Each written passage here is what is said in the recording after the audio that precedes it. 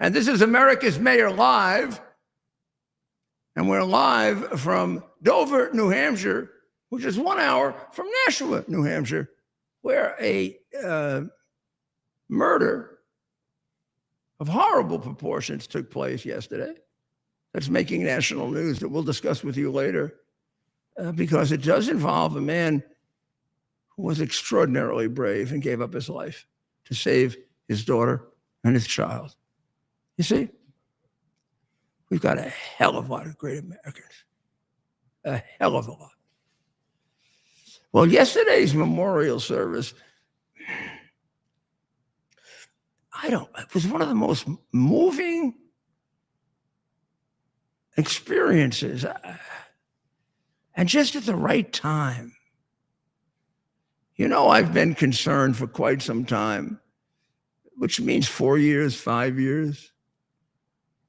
Certainly since 2020, April, when the government and governments, the state governments in particular, kind of intimidated people not to go to church for Easter, Catholics and Protestants, not to go to church for the Jewish holy days.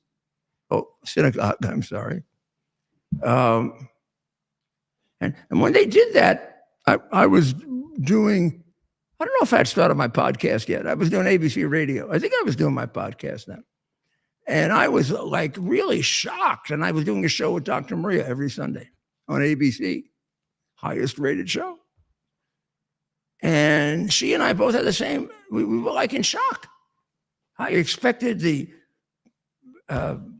big shots, the Bishop of St. John the Divine, the bishop, my friend, Cardinal Dolan, the bishop in Los Angeles, the chief rabbi in New York. So they'd all get together and say, hey, this is exactly what we need, God.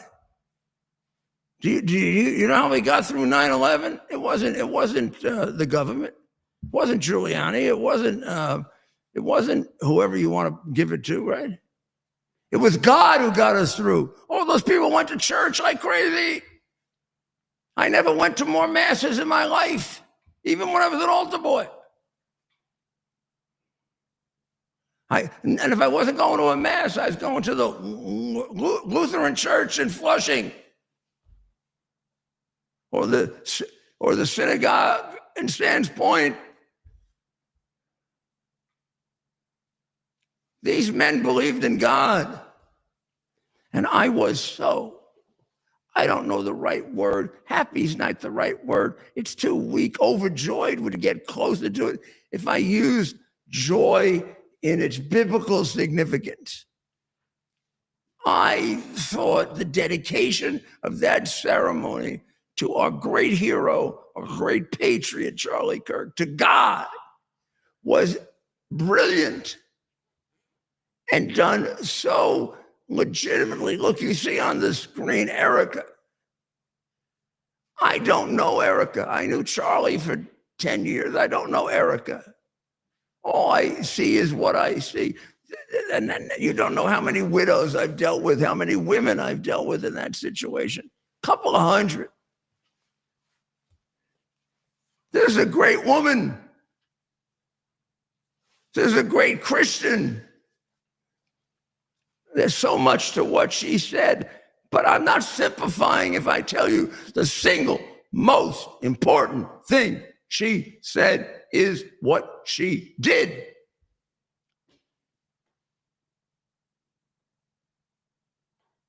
She forgave the man who took her love away, the love of her life. She forgave the man who took away her children's great father. They were clearly major league in love with each other. More importantly than that, these were two very, very intelligent adults, and they understood how good together they would be for the development of these children. And he's taken from her one shot, and he bleeds out by this animal.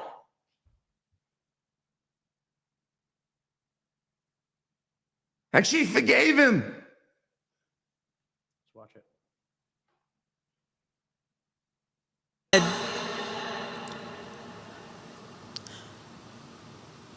Father, forgive them, for they not know what they do. That man, that young man, I forgive him.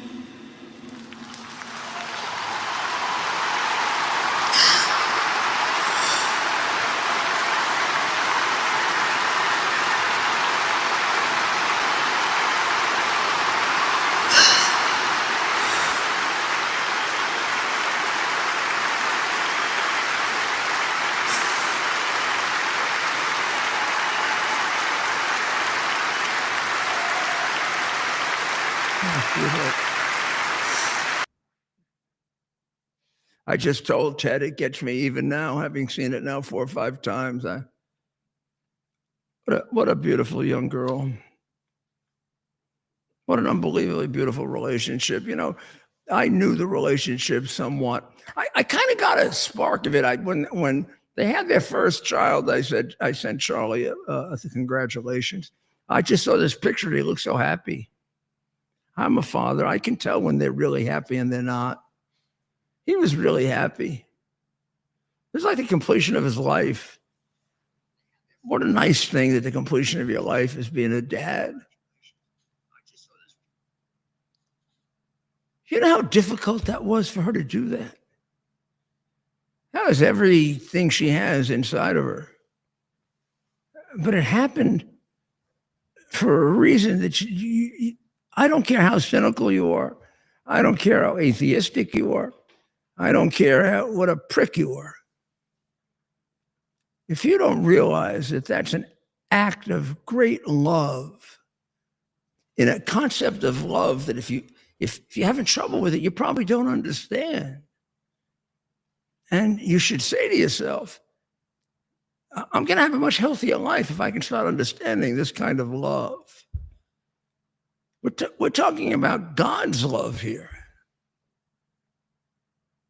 And did you see how it inspired the people in the crowd? Now, I don't know, obviously, everyone in the crowd, but I've been working on Trump rallies from the first one. I'm the one who called Donald Trump on January 6th, and I said to him, Mr. President, this is not our people. We don't do this. We don't riot.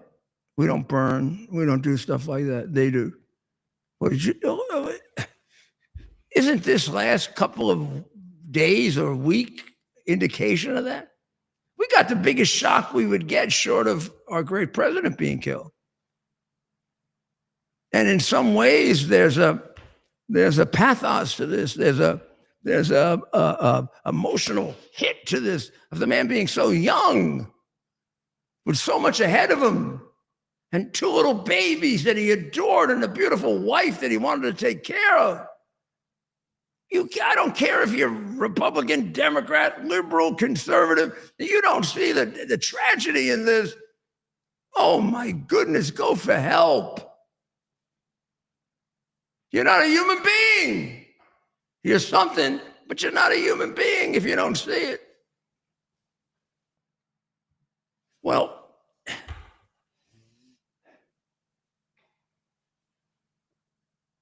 there are times in which you can take an act of great significance and you can rise it to a level like that. Obviously, you can't see up there that fire. You can rise it to a level like that, right? And the reality is that's what she did.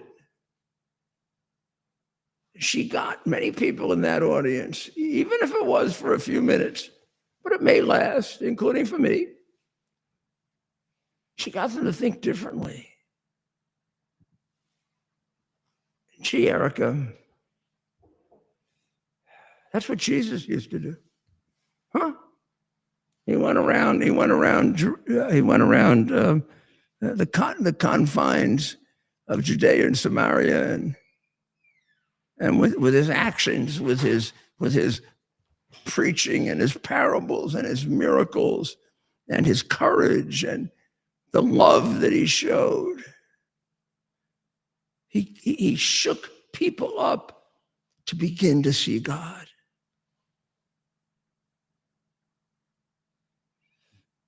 We can't subject God to all the proof that we subject more logical, human version ideas, a lot of which aren't all that logical and aren't all that accepted, but we accept them.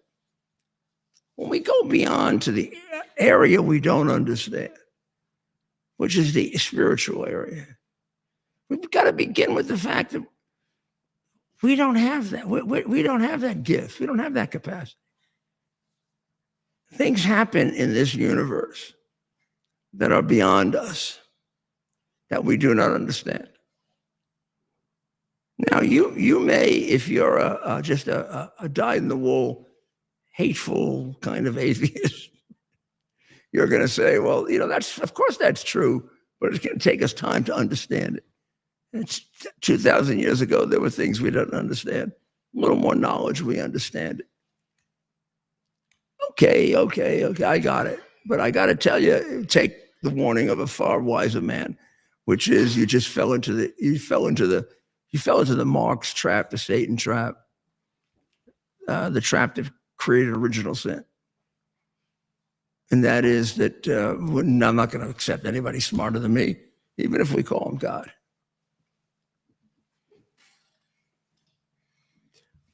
So we can go back, and Charlie was enormously well-versed in this. You know that. And it's the core of our Western civilization wisdom, which is why he was so powerful. Because somewhere in you, if you're a product of Western civilization, all the things I'm talking about exist. So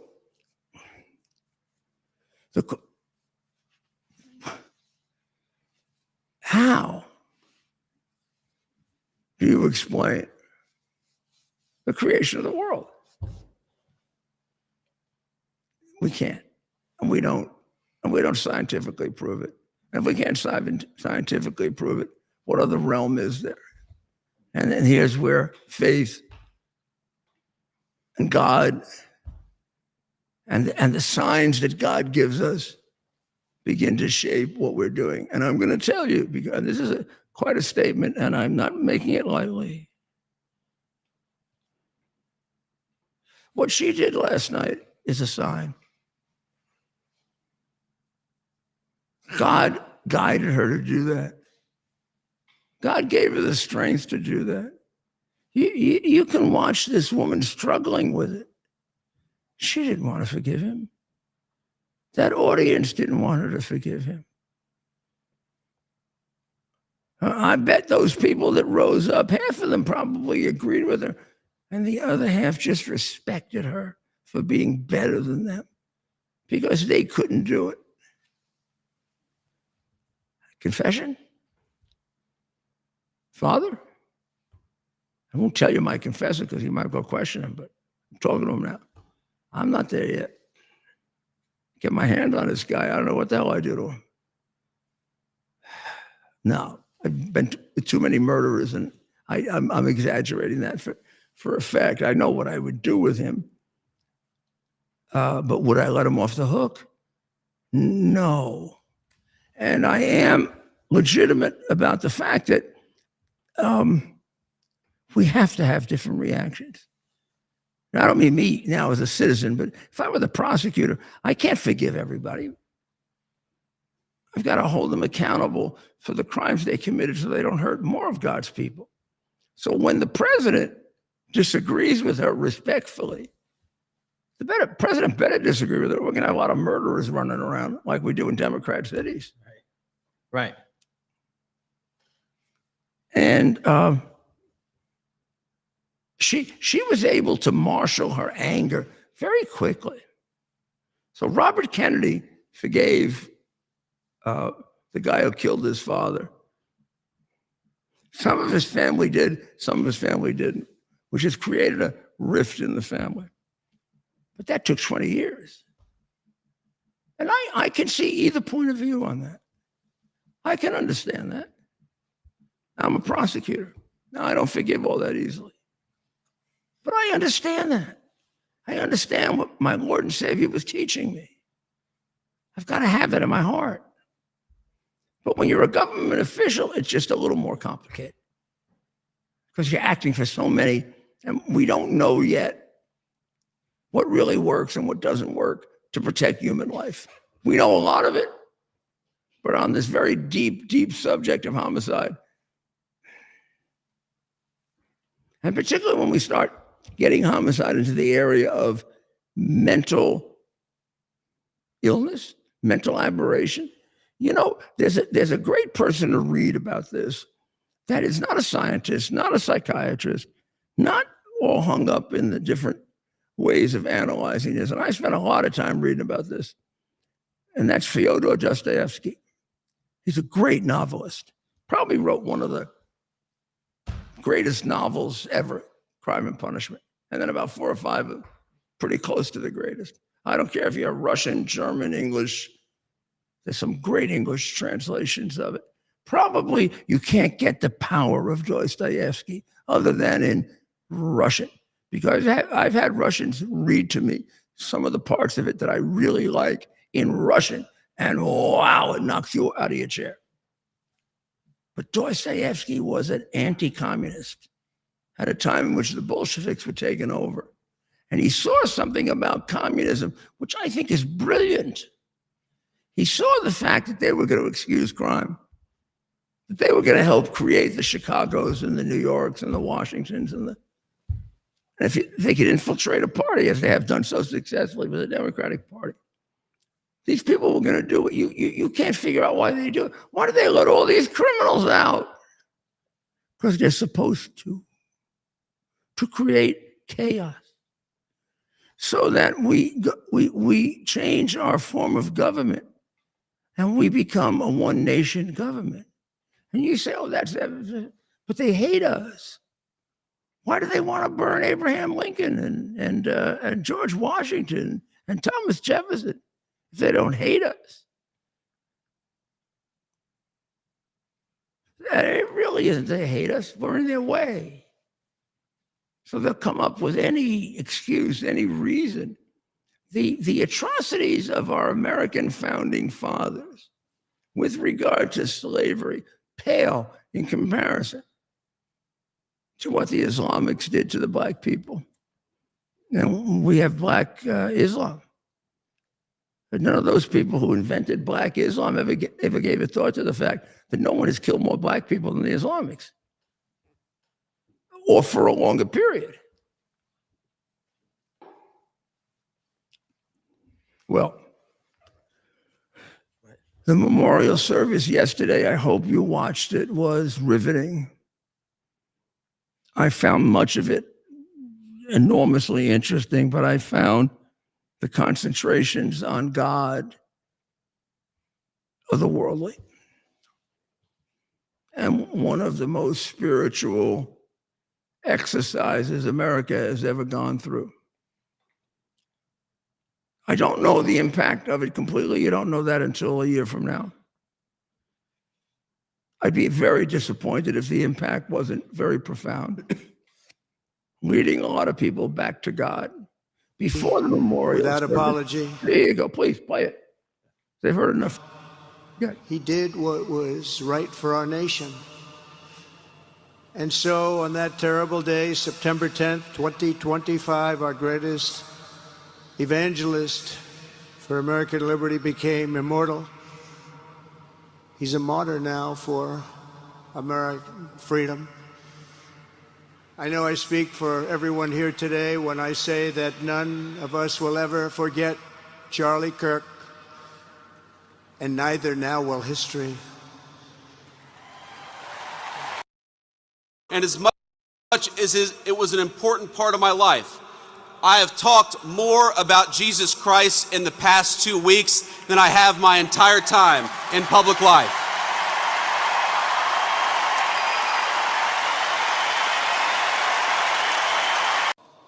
His deep belief, one of the things he wants us to take away from this from all of this is the following: his deep belief that we were all created, every single one of us, before the beginning of time, by the hands of the God of the universe, an all-powerful God, who loved us and created us for the purpose of living with him in eternity. But then sin entered the world and separated us from our Creator. And so God took on the form of a man and came down and lived among us. And he suffered like men. And he died like a man. But on the third day he rose unlike any mortal man.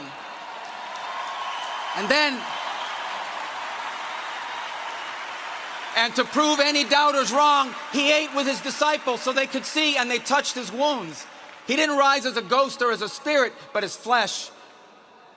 And then he rose to the heaven, but he promised he would return, and he will. And when he returns, because he took on that death, because he carried that cross, we were freed from the sin that separated us from him. And when he returns, there will be a new heaven and a new earth, and we will all be together, and we are going to have a great reunion there again with Charlie and all the people we love. Thank you, and God bless you. This is not a political war. It's not even a cultural war. It's a spiritual war. Faith and family first. There is a God, and as Charlie would say, it is not us. We're sinners saved only by grace, in need of the gospel.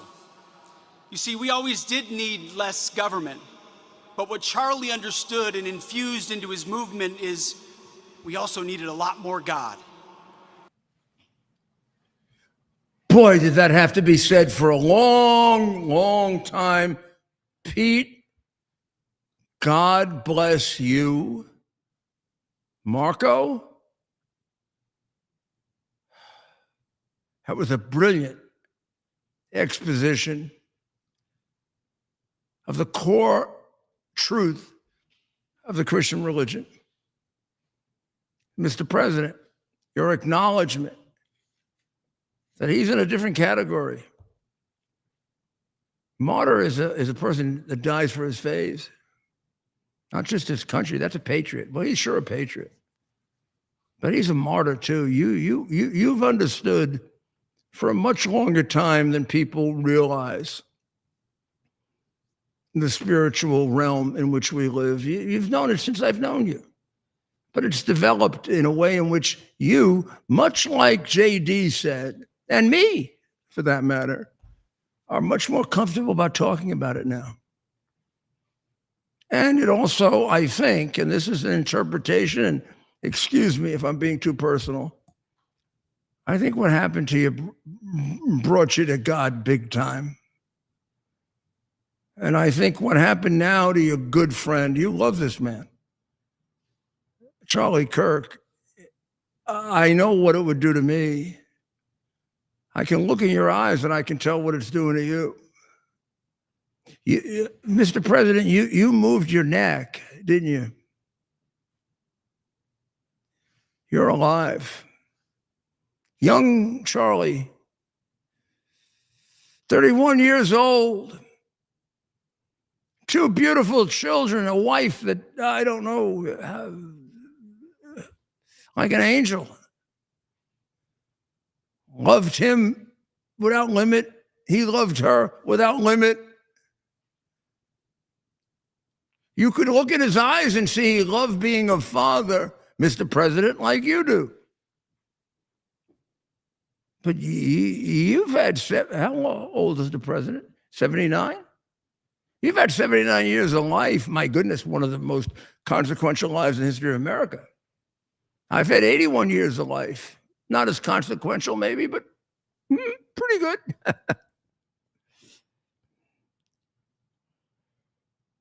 This man was cut off from what we were able to do at 35, 40, 45, 50. That's when I was mayor.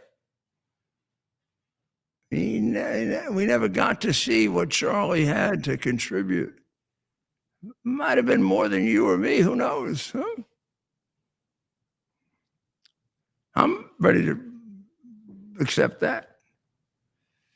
Is that a tragedy? I don't know. I don't know if I could stop crying about that.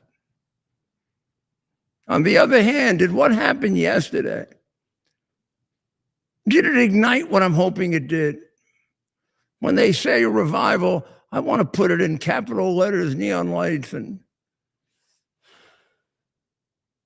did it shake us back into understanding we have to rely on him? We don't understand everything. We don't know everything. We do need help. We've got to use our minds to figure out what's required of us. And then we got to be honest about it. And we have to forget we got to make more money or less money. Oh. How many people can we save? How many people can we help? Can we deliver our people from the unbelievable threat of communism? How many of our people have become communists? Gosh almighty, I have a poll here that young people are more socialist than anything else. I don't know if I believe it. It comes from a socialist organization. But maybe then I get to see certain kinds of kids, like the ones that Charlie. I have an awful lot of kids coming up to me saying they understand, they see it, they love it. But then I don't know if I get to see everything. I mean, I'm extraordinarily realistic about this. I have to make a point about a man that I know. I wouldn't think of him necessarily as being this heavily affected by this. I like this man very much, by the way. So does my son. His name is Lefty. That could sound like a gangster in the 1930s, right? I'm Lefty. I'm Lefty. I'm going to shoot you. No, Lefty is one of the greatest golfers of all time, Phil Mickelson, and he's a lefty golfer. About the only one who could compete, not always win, but could compete and occasionally win with Tiger Woods, which is a hell of a thing to say. There's nobody ever better than Tiger Woods. Maybe Jack, but you can't tell because they were in different eras. They used different equipment, different balls.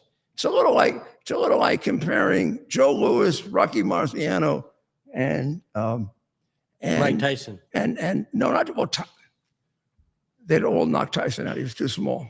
Cassius Clay. You got it. Cassius Clay may have knocked all of them out. Also known as Muhammad Ali to non-sports fans. Those three. Well, I wonder if those three, if you knew who was going to win, you're smarter than I am on boxing, and you're not. I can give you odds on who had a better chance of winning. And I will tell you that Muhammad is pretty close to that group. But I could give you a million reasons why he isn't in it. Well, let's pick up the boxing conversation here, maybe before the end of the show. But that's a good question for our audience. Who would win? Who was the early boxers you had mentioned? Joe Louis or Cassius Clay? Who you got? Those are two choices? Oh my God, Cassius Clay would not have been able to deal with Joe Louis. First of all, different weight class. He would not have been able to hurt him. But Joe Louis was much bigger than him.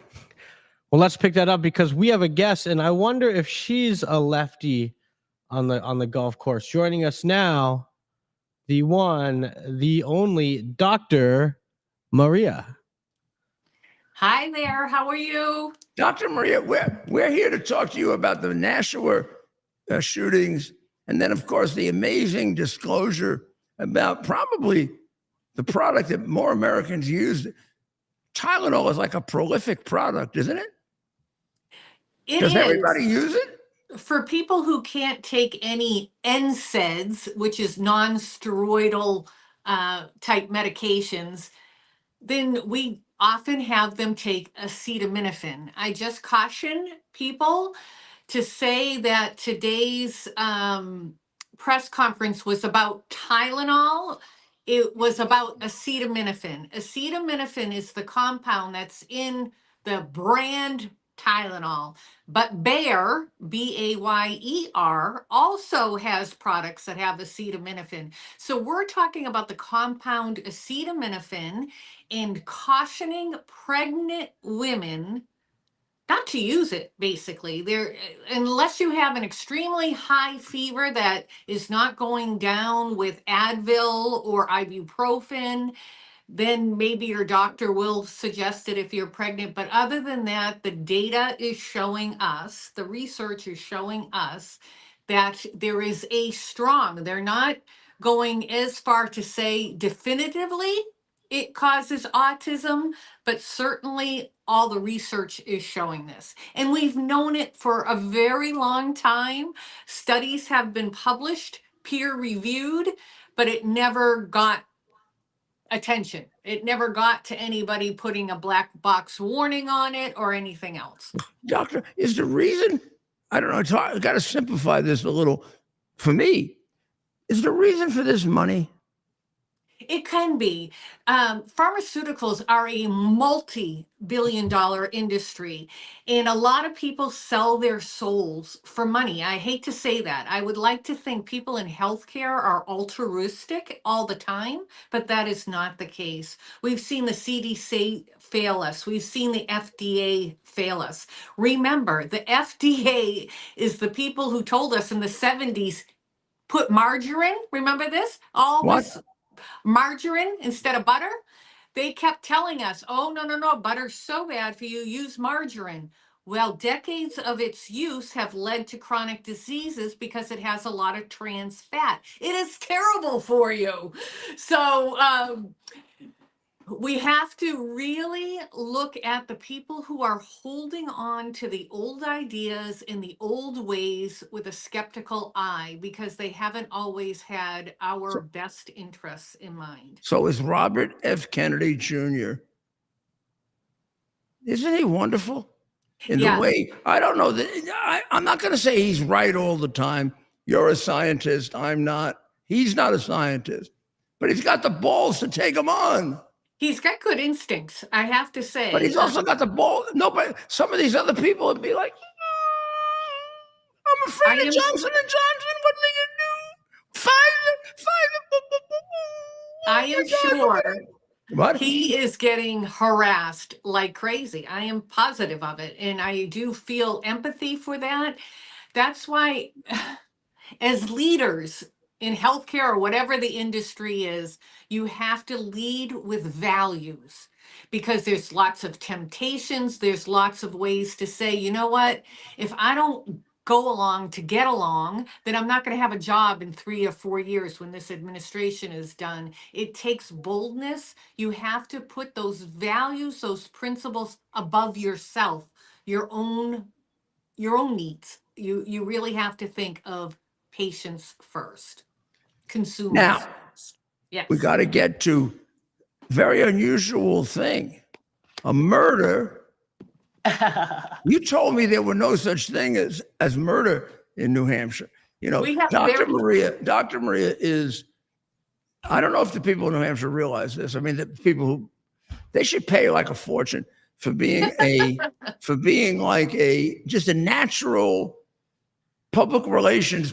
You can be at a restaurant in Chicago, and someone will come up to you and say, where do you come from? New Hampshire. Oh, New Hampshire's so beautiful. New Hampshire's so wonderful. Have you ever gone to the White Mountains? Have you ever gone? Unbelievable. It's like you're a travel guide. You know, and we should all love our states, right? I'm a person that believes in state rights. I love a lot of things that we stand for here in New Hampshire, live free or die. We don't have a state tax. We don't have a sales tax. You know, we have very, very minimal gun laws so the citizens can protect themselves, and we really believe in the Second Amendment right. Do we have some problems? Yes. We have very, very low crime. Maybe it's because we all carry a gun, I don't know. But Saturday You night, got two Democratic senators, though. we have 2 Democratic senators and 2 Democratic Congress people. It's almost unheard of because we're all Republican at the state level. And you got a Republican governor. Republican governor, Republican House, and a Republican Senate, and a Republican executive committee. We're all That's kind of weird, isn't it? No, we know for a fact that the college students, we have an Ivy League college here as well as many other colleges, and they're allowed to vote in our elections if they seek residence, as our Constitution of New Hampshire says, and that's debatable. If they're only here 4 years, is that really residence? But So anyways, they we come allow from communist New York, California, everywhere, Chicago, wherever and they they have a group of communists, they come there and they screw up beautiful New Hampshire. Yeah, they tend We not to vote in the local elections, but with presidential races or US Senator or US Congress, they start hearing the names and they do get involved in those. That's why we see a Democratic Does congregation. somebody organize them? I believe so. Yeah, the demo just until recently, the chair of the Republican committee here in New Hampshire never got paid. It was all volunteer. And for decades and decades, the Democrats had the more money and they had paid people. We just recently started paying our chairperson of the Republican Party Well, because I we're have to cheap. tell you, I spent the summer here. I'll be here another 3 weeks or so. I love it. It's a beautiful state. The people are so nice. Yeah. Even the crazy Democrat people are nice. Yes.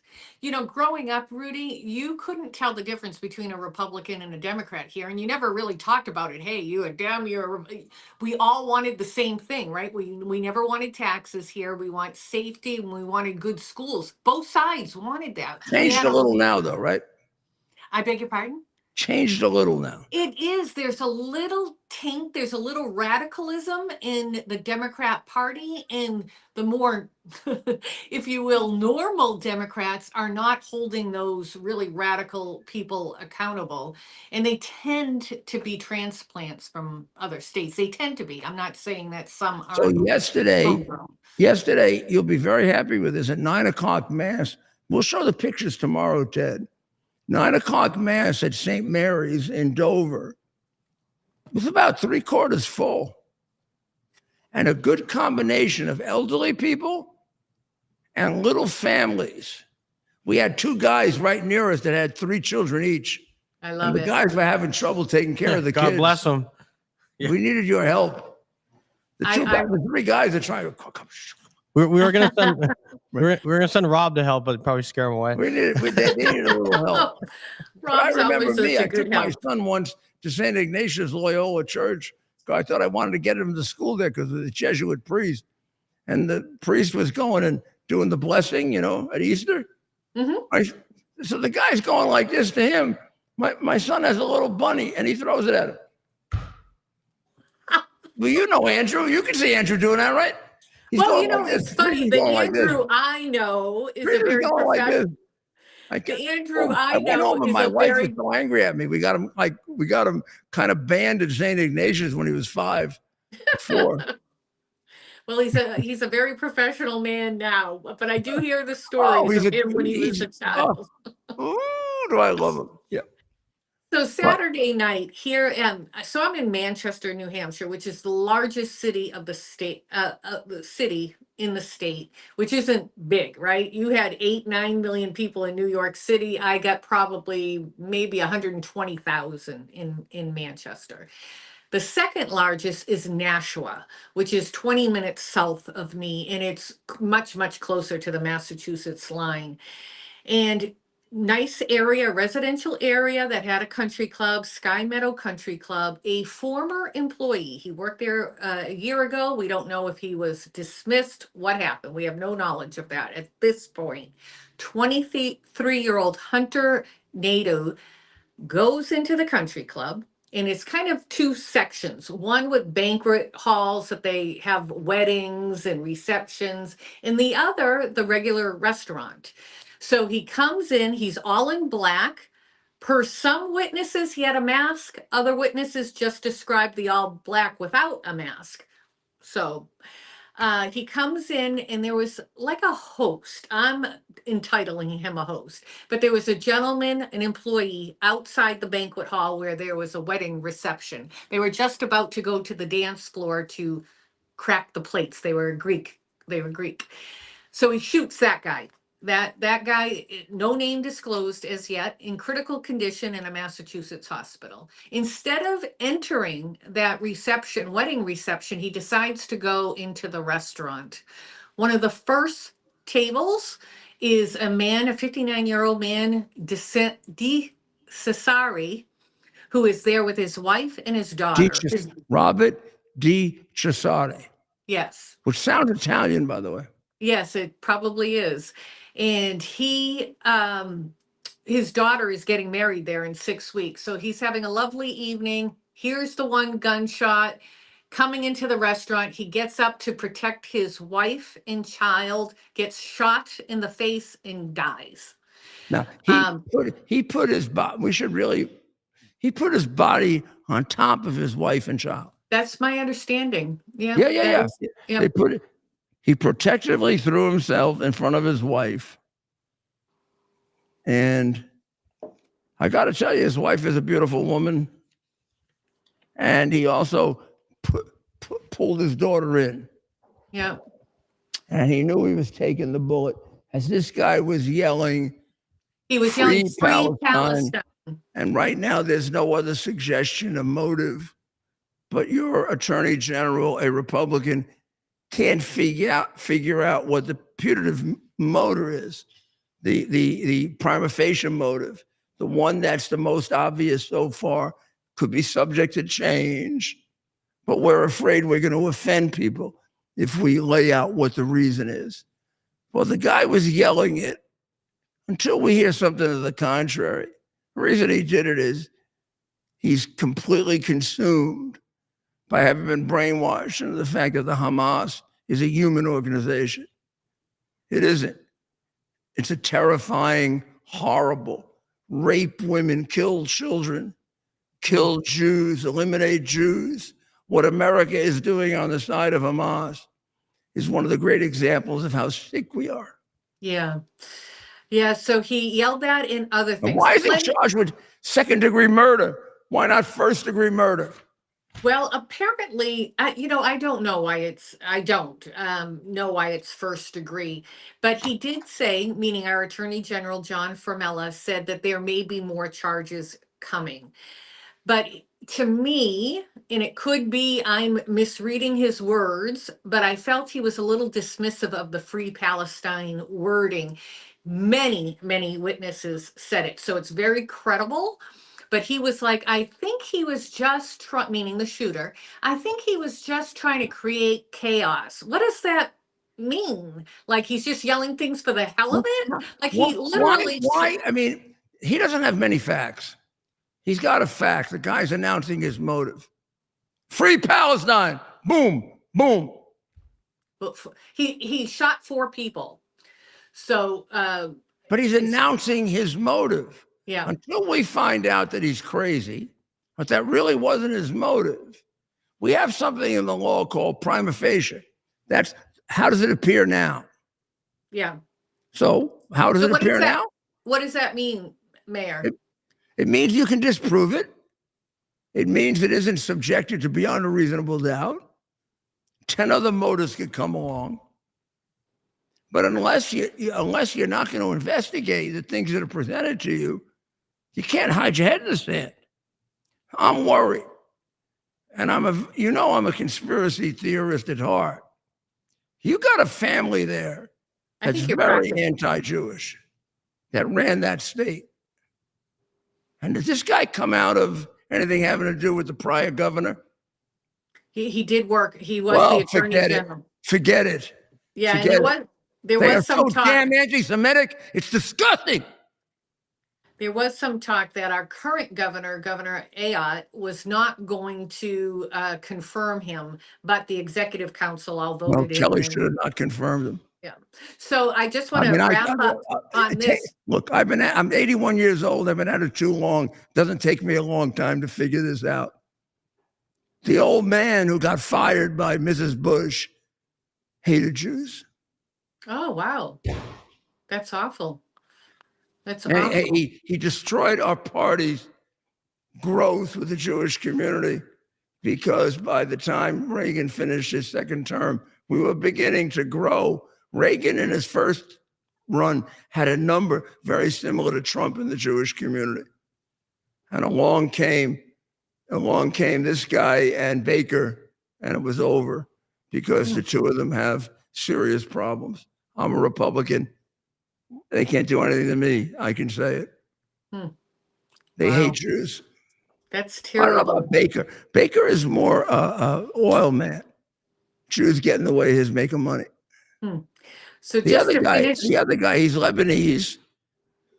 A lot of Lebanese Catholics are extremely pro-Jewish, but he's the other way around. Hmm. Every time I'd hear him on television, I would say, "What the hell are you talking about? You stupid." Never mind. so I just want to finish up on this shooter, then I got to go to my show. So he shot other people. Now, people were panicking, obviously, and they were trying to get out. There was 9 ambulances requested. So people got hurt, I think, in other ways besides the shooter. But it took brave people. 2 people tried to attack the shooter, one hitting him over the head with a bar stool, which scared him enough to make him run. He was caught by the Nashua Police Department in 30 minutes in a residential area. We do not know the gun, although I have it on good sources that it was a handgun. It was not a rifle, and it was a handgun. So we'll Shot see. three people. I think he shot 4 people. 4 One died, one's in critical condition, and I think 2 may have been treated and released. It's been very, very sketchy. It's been like pulling teeth trying to get information. So, doctor, since you're the local expert, what kind of police department do they have there? You know, I think I don't know Nashua as well as my own city, Yeah, but of course. I would assume they're competent. You know, they caught the shooter in 30 minutes. So and there was a lot of confusion in the beginning. There were the first call they had, it was 2 shooters. Yeah, So but there was a lot of, how many homicides have they investigated?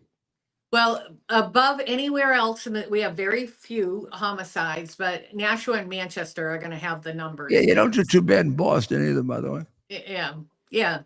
You So you got like a completely out of control nut mayor, and don't you have some kind of mental institution to put her in so she doesn't ruin Boston? Mayor Wu?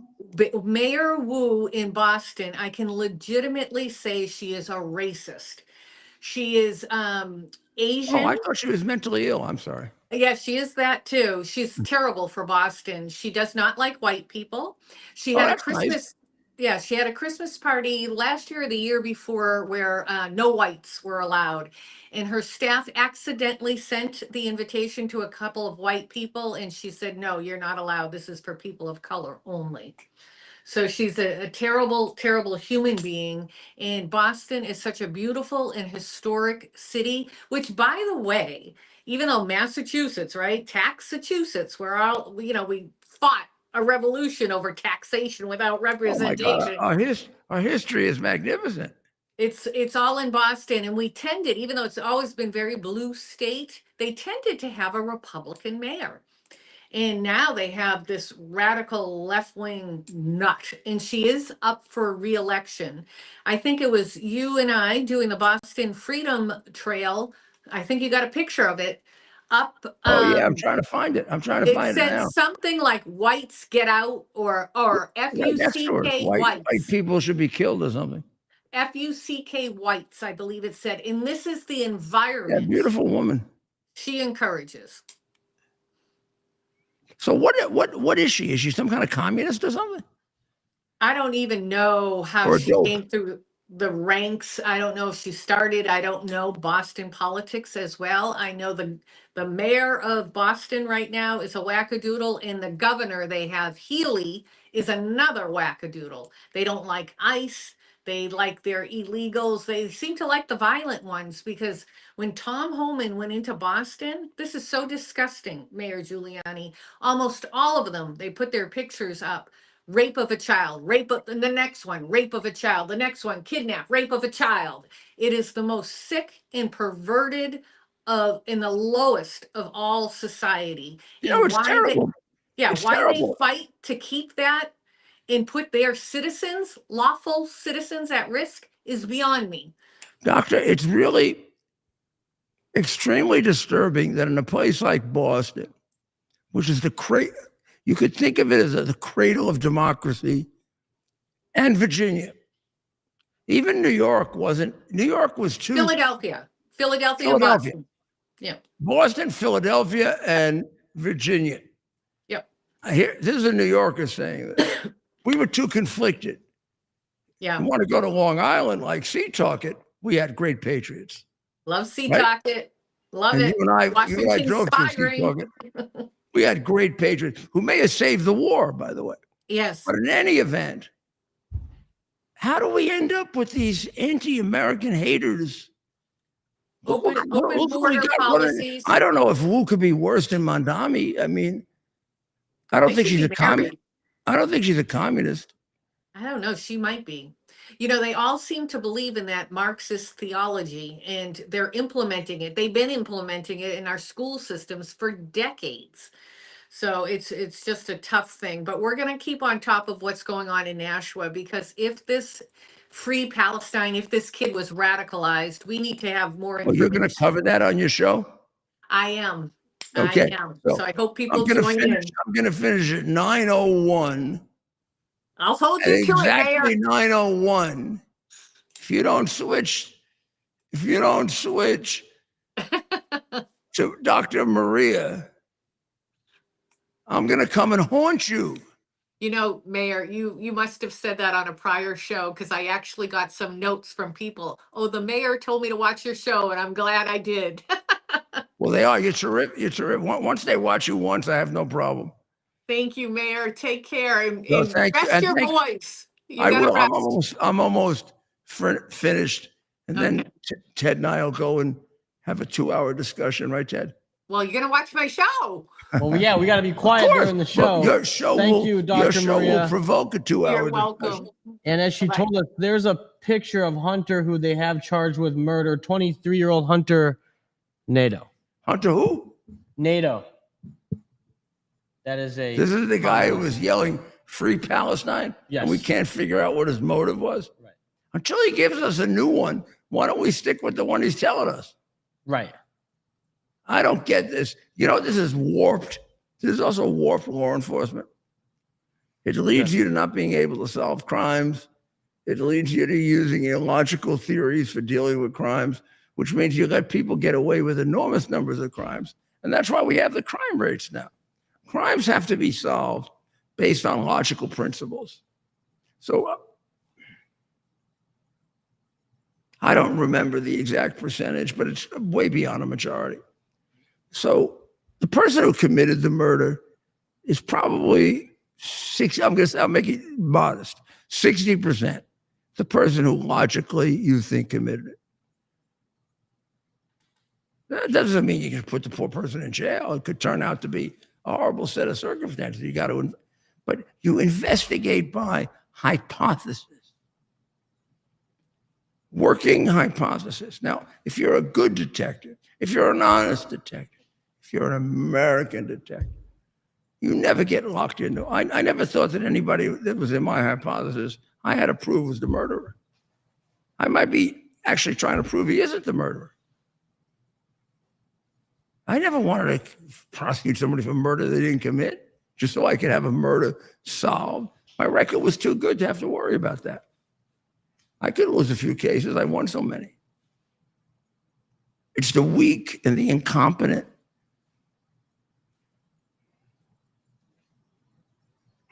You can't have them in law enforcement. Too much of it. Too much. Too much, too much, too much. Well, we got ourselves another American hero, Charlie Kirk. We put up a statue of Charlie, you take it down. I'll get all the Italians in Brooklyn to come after you like we do when you do a Columbus parade. But I won't be with them because I have to have some plausible deniability. Right. But you ever see these guys from Brooklyn? you little scary jerks. Right. Miranda Devine's column is fabulous today about Charlie's courage.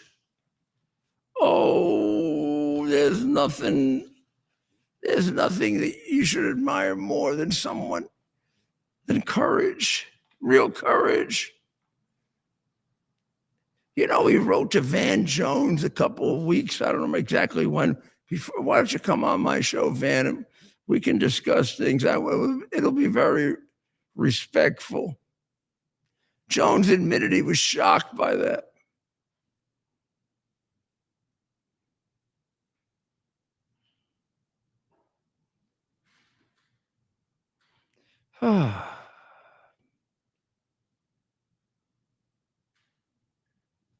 And here's what he said. But after all the hate and celebrations over Kirk's murder, he decided it was important to share the truth about the young man's heart. There's a quote. I'm watching the whole country talk about civil war, censorship, justifying murder, Jones told the Communist News Network. He was not for censorship. He was not for civil war. He was not for violence. He was for dialogue, open debate. When our public dispute started going sideways, he pushed for more civility, not more stridency or venom. How typical it is, this is from Miranda Devine now, how typical that one of the last things Kirk did was reach across the aisle and offer grace, which is also a religious concept. It's a pity Jones' fellow travelers like Representative Alexandria Ocasio-Cortez don't share his decency. She took to the House floor to label Kirk dangerous, ignorant, uneducated. Wow. Is that calling the pot? Is that the kettle calling the pot black? Representative Ilar Omar, the one married to her brother to come into the United States, said Kirk's legacy should be in the dustbin of history. Hey, Omar.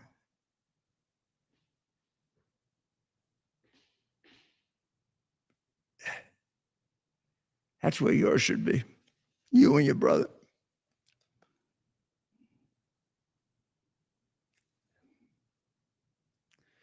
Well,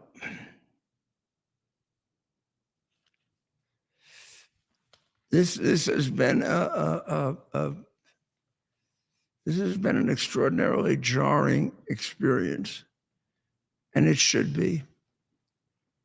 When you lose a great man for reasons as irrational as this, reasons intended to undermine our democracy and our great form of government, you have got to pay attention to it. We will. We're not going to let this go. It's too important. Our democracy and our country is at stake. That is not an exaggeration. I've known that for 5 or 6 years as I saw, kind of, when I was a kid, I had to read Dante's Inferno. And it's like I feel like I've seen the Inferno. I think Trump and I have. I think we saw it at different times, but I'm going to tell you this, when he came into office, we knew it was very bad. We knew it was very difficult. If you told me it was this bad, I would have said you're some kind of a nutty conspiracy theorist. Now I will tell you what I think. It's worse than anything that I have confronted or seen.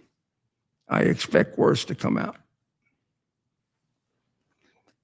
Please let me express here that I am in New Hampshire, and maybe we'll get a chance to go over there, Ted, to Robert DiCesare, who was shot dead in Nassau, New Hampshire, at the country club on Saturday as he protectively threw. I want you to hear this, my friends. This is what it is to be a man. Not some kind of bully, not some kind of, you got to let the woman do everything you want. You're the protector, damn it. Way going back to the animal species, we're the protector, we're the hunter-gatherer. We're not the bully. They're smarter than we are. I can look at him and his beautiful wife, and I can see that. I can see it. Robert DiCesare was shot dead at a Nashua, New Hampshire country club on Saturday as he protectively threw himself in front of his wife, shown with him in an undated photo, and his daughter. What a man!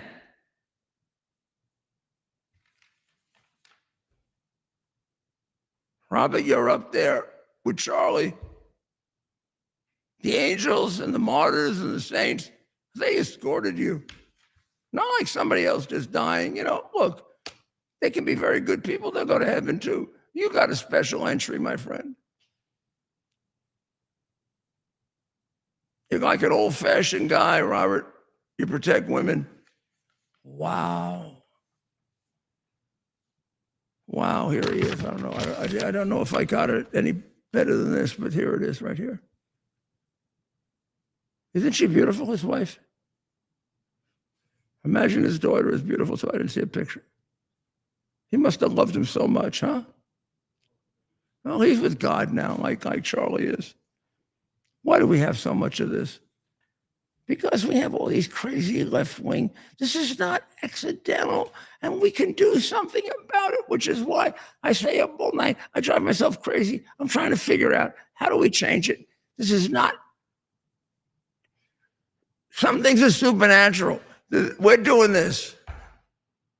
We're creating this because we vote for Democrats. I'm not saying that because I want to wipe them out. I want to fix them. Let them go back to the way they were when John Kennedy and Robert Kennedy were Democrats.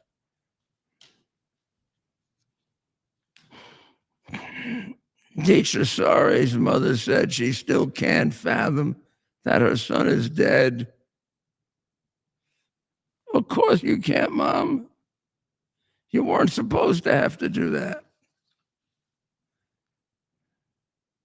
Well, we're gonna keep on top of this. Ted and I are gonna try to pay a little visit over there to get to the bottom of this more, because let's face it, this is like America now. This could happen anywhere where Democrats have any kind of influence, and they have a lot of influence in Nashua. Free Palestine, but we can't tell why he did it. Oh, gee. He also shot 2 more people. There were 100 people in there at the time that he started shooting. I have to mention that the United Kingdom and Canada and Australia, just little puppets, right? They're in favor of a Palestinian state. Are you out of your effing mind? They want to destroy the Jews. Now, I got a real problem with all 3 of you, you little bastards. I'll tell you why. They want to destroy Americans. If you don't have America, you'd be starving to death. Cut it out. Stop this communist shit. 2-state solution. This has been crazy for 25 years. I almost got attacked by a Muslim because I was against the 2-state solution 25 years ago.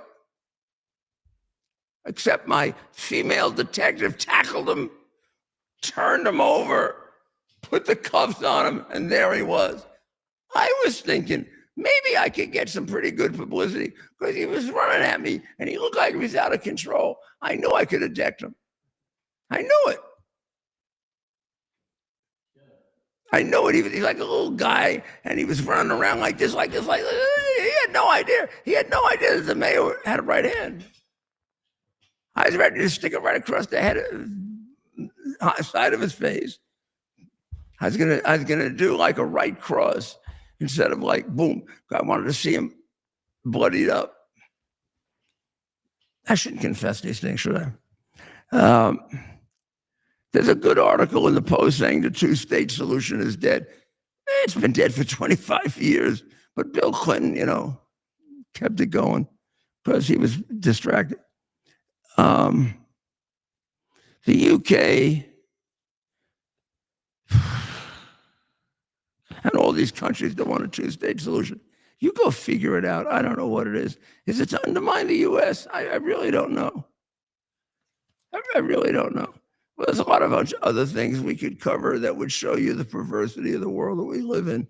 But I don't know if they're just superfluous examples. Mr. Disha, sorry. All of your relatives and your friends, I don't know where the wake or the funeral is or whatever. But my God, you're a hero, like the people who get the Congressional Mayor of Honor. Putting your body on top of your wife and your kid. Wow. Wow. Wow, wow, wow. Those of us who are patriots respect that. Those who aren't don't pay attention to them. They're sick people. Somehow we're going to have to solve it to keep this country together. But knowing that we have people like you means we're going to get through this. It really does. So now I want you to go over to Dr. Maria, who is going to give you a lot more detail on what happened here in Nashua, which I see as sort of a microcosm of what's going on all around the country, except this is even more unusual. This is an exceptionally peaceful area. And the fact that it's invading here is very, very frightening. And we got a lot of Democrat influence here. So you got a Republican governor, you got a Republican legislature statewide. But federally, we got all crazy, wacky Democrats who voted with Biden. I mean, they claim to be moderate, but they vote with Biden. They vote against Trump. And they're fooling the people of New Hampshire. We got to fix that if we're going to fix America. It is about politics, ultimately. You know that, Ted, probably better than anyone. So our time here means that we're not going to forget it. We're going to keep on top of this. We'll come back and we'll go after this. And it's a great state, meant a lot to the history of this country. It remains still more stable and sensible than absolutely wacky Vermont, which is flying off the charts, idiotic. Massachusetts with a governor and a mayor. Wow. Maine, I don't know. They have governors up there. They're not even sure they're governors. In Connecticut, man, they really brainwashed the people of Connecticut. They're like the people in New York and Chicago. Must be that city dwellers are easy to brainwash. Must be something about it. Now that I'm living here in the free state of New Hampshire and the free state of Florida, I think I'm much tougher than I used to be. Okay. Well, that's enough jokes. 9:09. Go over to tell them exactly where to go. Because I know she's on Lindell TV. What? Lindell Lindell. TV. That's Yeah. the best place to go. Yeah. You can get her on Rumble too, though, right? And X. Okay. Go see Dr. Maria. Go see Dr. Maria because maybe it'll help your throat. God bless America. It's our purpose to bring to bear the principle of common sense and rational discussion to the issues of our day. America was created at a time of great turmoil, tremendous disagreements, anger, hatred.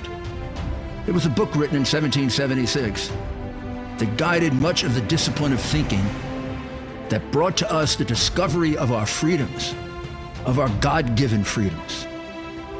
It was Thomas Paine's Common Sense, written in 1776, one of the first American bestsellers, in which Thomas Paine explained, by rational principles, the reason why these small colonies felt the necessity to separate from the Kingdom of Great Britain and the King of England.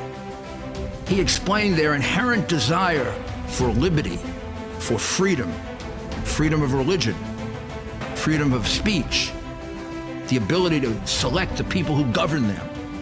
And he explained it in ways that were understandable to all the people, not just the elite. Because the desire for freedom is universal. The desire for freedom adheres in the human mind, and it is part of the human soul. This is exactly the time we should consult our history. Look at what we've done in the past and see if we can't use it to help us now. We understand that our founders created the greatest country in the history of the world, the greatest democracy, the freest country, a country that has taken more people out of poverty than any country ever. All of us are so fortunate to be Americans. But a great deal of the reason for America's constant ability to self-improve is because we're able to reason, we're able to talk, we're able to analyze. We are able to apply our God-given common sense. So let's do it.